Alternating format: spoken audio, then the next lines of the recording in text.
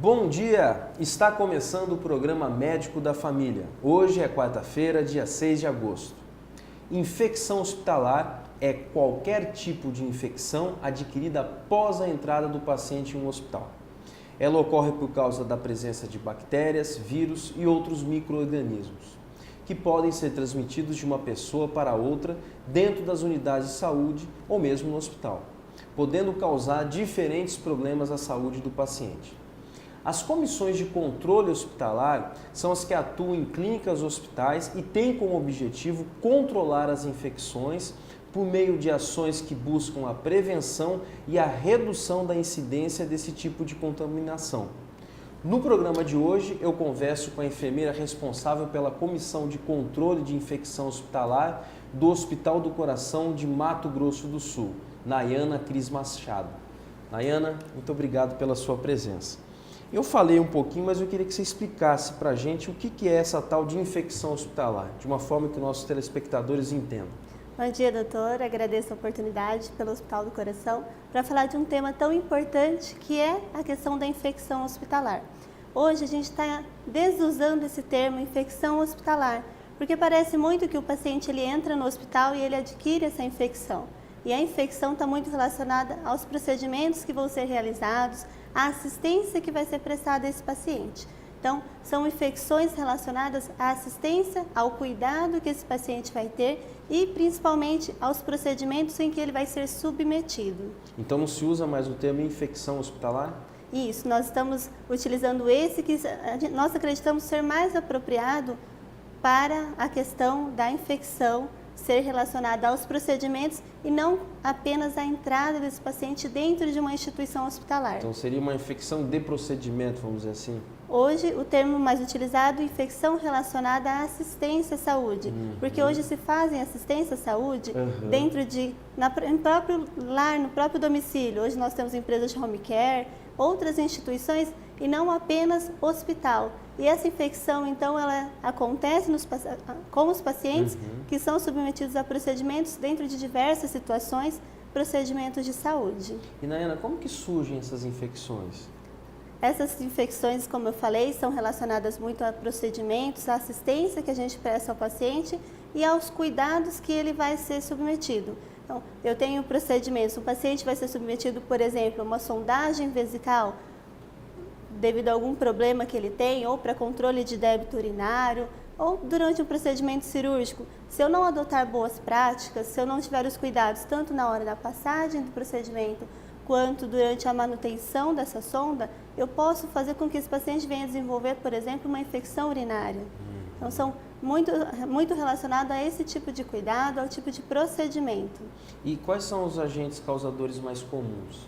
Hoje nós temos os causadores mais comuns são as bactérias, dentro de diversos micro-organismos, hoje nós temos também os vírus, temos também os fungos, todos esses são causadores das infecções, mas principalmente bactérias dentro da instituição hospitalar, da instituição de saúde. E como que uma pessoa que está passando por um procedimento ou familiar, ele pode diminuir o risco, né, de contaminar o paciente ou mesmo o paciente se autocontaminar?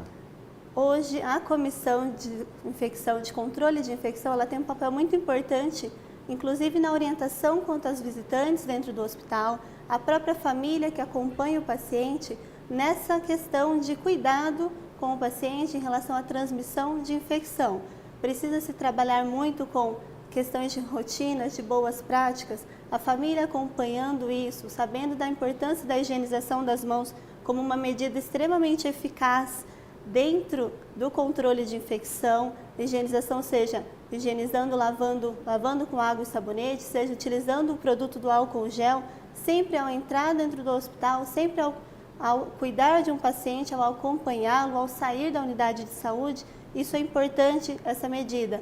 Outras questões, sempre levar em consideração aquilo que a comissão coloca como rotina dentro do hospital também, como boas práticas, não trazendo alimentos para os pacientes, não trazendo diversos materiais, equipamentos e não realizando procedimentos que são específicos para profissionais de saúde que estão habilitados para isso. Nena, você falou de um ponto muito interessante, que é a questão de, às vezes, a pessoa está lá acamada, está, né, internada alguns dias, daí o pessoal quer trazer comida, levar comida até essa pessoa. Isso aumenta o risco de infecção hospitalar?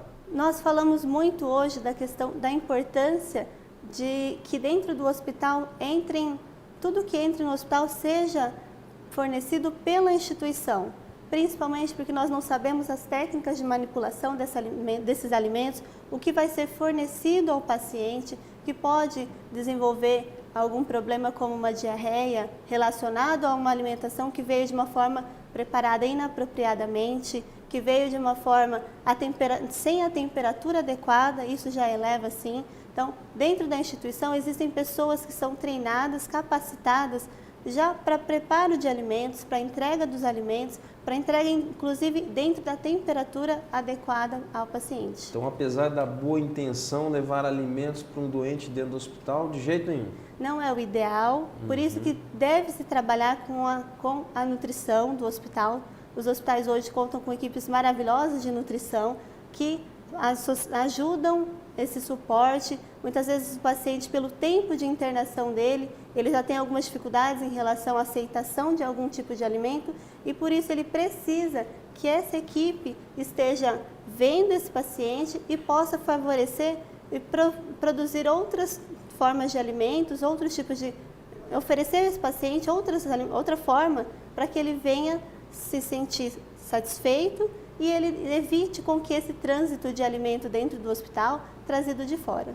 Levar flores, bombons também deve se evitar? As flores principalmente. Hoje existem diversos vetores de infecção que são nas superfícies das flores, nas superfícies de outras coisas que vêm com o paciente, que vêm de fora, que vêm com a família.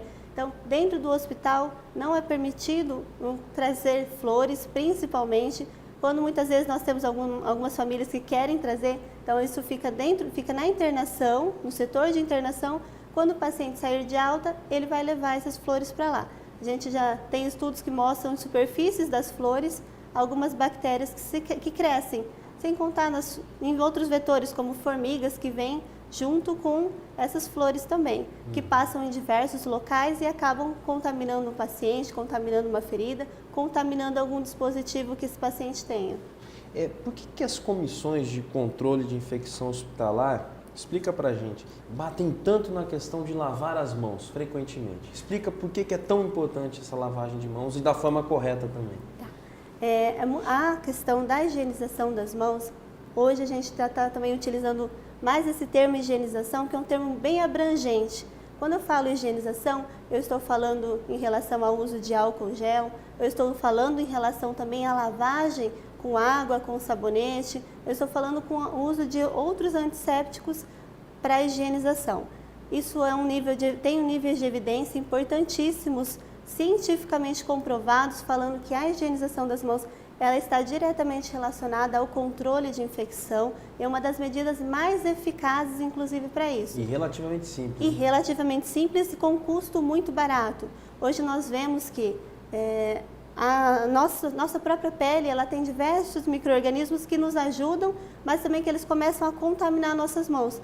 E a partir do momento que nós estamos com essa superfície contaminada, nós contaminamos os medicamentos, contaminamos os pacientes, contaminamos outras superfícies também, como mesas de cabeceira, como as próprias grades das camas. Por isso, nós precisamos reduzir essa carga de micro-organismos. E nós fazemos isso a partir do momento que nós higienizamos a nossa mão. E a importância da técnica adequada. Muitas vezes, alguns locais da nossa mão, eles não são higienizados, porque nós não lavamos da forma correta, nós não lavamos da forma certa. Embaixo de unhas, espaços interdigitais, o próprio polegar, são regiões que têm um maior acúmulo de micro-organismos pela dificuldade na hora da higienização. Tem um tempo mínimo correto para você higienizar suas mãos? Temos um tempo mínimo, tem tempo, inclusive, de fazer fricção com sabonete, a gente tem um tempo. Qual que é o tempo correto? Nós fazemos, em 30 segundos é o mínimo de tempo para fazer fricção com sabonete para a higienização das mãos, para eu ter a técnica correta. Se eu utilizar também o álcool gel, eu preciso lembrar que eu preciso fazer a mesma técnica, não é apenas fazer fricção na palma das minhas mãos com álcool gel. Não, eu preciso utilizar o álcool gel em todas as superfícies da minha mão, conforme eu estivesse lavando a minha mão. Eu não posso também passar a minha mão ainda úmida com álcool na superfície do meu jaleco ou pegar um papel para secar, porque eu estou tirando o efeito que a gente chama de residual ali do álcool. Ou então, passar a mão no eu cabelo passar a mão também. no cabelo também, eu vou estar contaminando a minha mão novamente com isso. Perfeito, Nayane. A conversa está ótima, mas a gente tem que parar rapidinho para um breve intervalo comercial. Nós já voltamos.